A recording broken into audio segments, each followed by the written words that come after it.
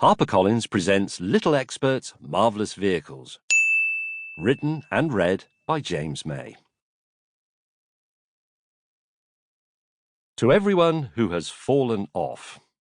And here's a message from Eamons, who illustrated the cover of this audiobook.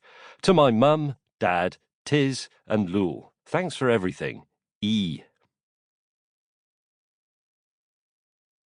Introduction. This book is all about very special vehicles. There are no engines or electric motors driving any of them, because they're all human-powered. But what counts as a human-powered vehicle? Well, it is any means of transport that doesn't involve another source of power, such as an engine or an animal, and doesn't require fuel other than your food, but you were going to eat that anyway. So, no electric scooters, because that's cheating, and no sand yachts, because they use the wind. I'm fascinated by human-powered vehicles. I've been lucky in my life to have driven the world's greatest cars. I've also driven lorries and buses, flown light aircraft, and sailed motorboats. But the mode of transport I use the most, almost every day, is my bicycle.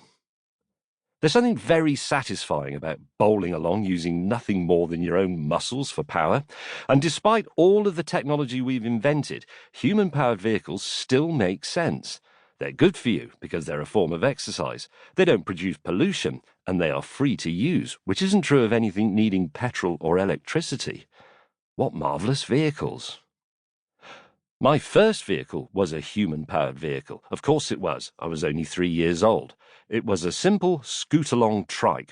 Then I had a pedal car, my first car, and possibly the one I loved the most. And eventually I discovered bicycles.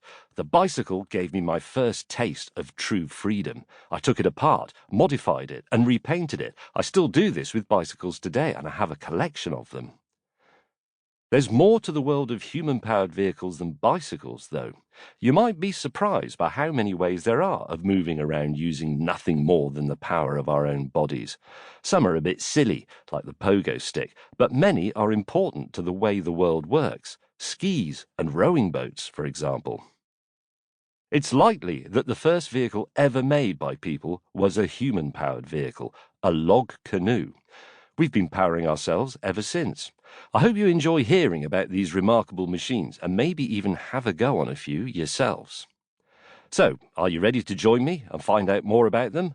Jump on your bike or scooter, get in your velomobile or submarine, yes, really, and off we go. Part 1.